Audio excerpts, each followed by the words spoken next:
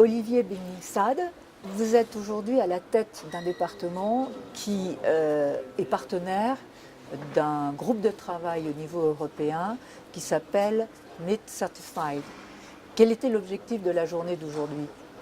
Alors l'objectif d'aujourd'hui, c'était de pouvoir partager avec l'industrie des énergies marines en général les résultats de ce projet européen qui a commencé en début d'année, donc on va dire plus les encours qui se passent en ce moment, et essayer d'intéresser l'industrie aux problématiques de la certification et des standards et de les motiver à participer à ce challenge qui est pour nous une priorité pour aider au développement du business en général. Qui est le chef de projet de ces groupes, enfin en tout cas de MET?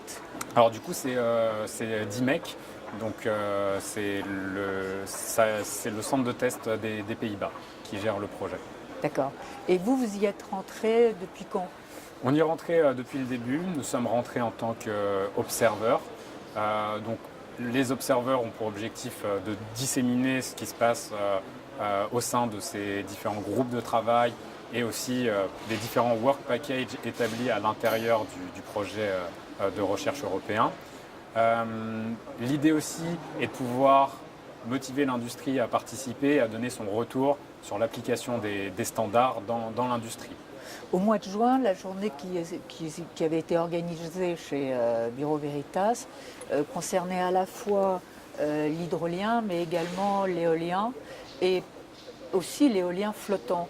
Quelles sont les principales, interventions que vous faites à l'heure actuelle au niveau français ou européen au niveau des certifications ou des futures certifications?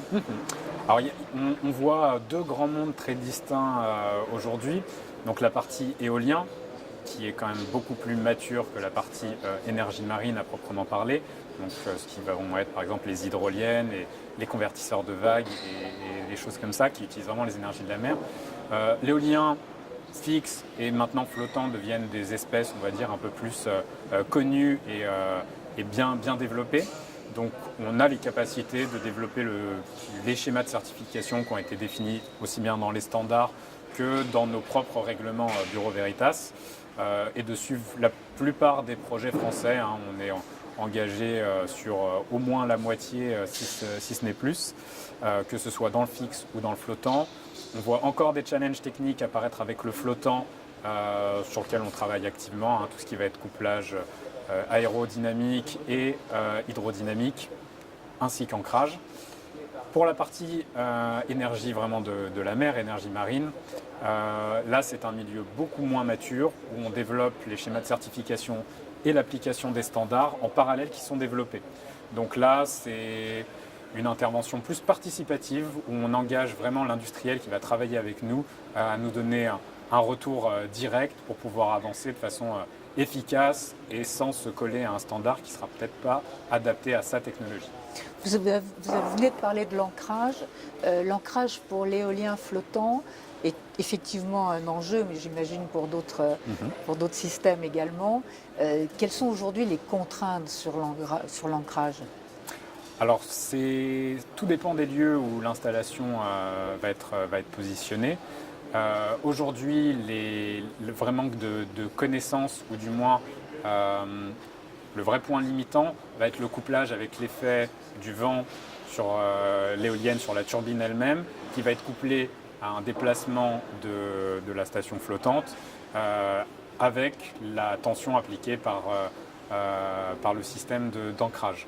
Donc c'est vraiment tout ce couplage qui est vraiment très challenging, on va dire, à modéliser et à comprendre. Sachant que comparé à l'oil and gas, il n'y a pas vraiment d'enjeu de sécurité pour l'environnement, on est moins exigeant sur les lignes d'ancrage dans ces cas-là qu'on le serait sur de l'oil and gas. On va demander de la grosse redondance. Donc tout est question d'optimisation. On sait que la question dans les énergies marines renouvelables, c'est le coût. On ne voudrait pas arriver à des designs surréalistes sous prétexte de vouloir mettre des gros coefficients de sécurité parce qu'on ne sait pas ce qui se passe. Donc le but est d'évaluer justement les efforts dessus et de minimiser les coûts pour le développeur. En les minimisant, j'imagine les diminuer relativement rapidement. C'est vraiment l'état d'esprit, oui. On a bien compris que ce que cherchait la filière pour être viable à court terme, puisqu'on voit déjà des grands groupes parfois abandonner le milieu de l'hydrolien ou des technologies nouvelles. Donc pour que la filière subsiste, clairement les coûts doivent diminuer. Et pour ça, on pense que passer par la standardisation, des standards applicables et qui ont du sens économiquement, viendront vraiment soutenir le business model des industriels. Est-ce que ça veut dire une mutualisation à terme Des savoirs? des savoirs? Des savoirs, oui, c'est toujours le cas. Vous verrez toujours dans les groupes de travail se mélanger tous les compétiteurs entre eux, que ce soit entre industriels, entre sociétés de classification ou bien entre laboratoires de test. Merci beaucoup pour cette interview. De rien, merci beaucoup. À demain. À demain, merci à vous.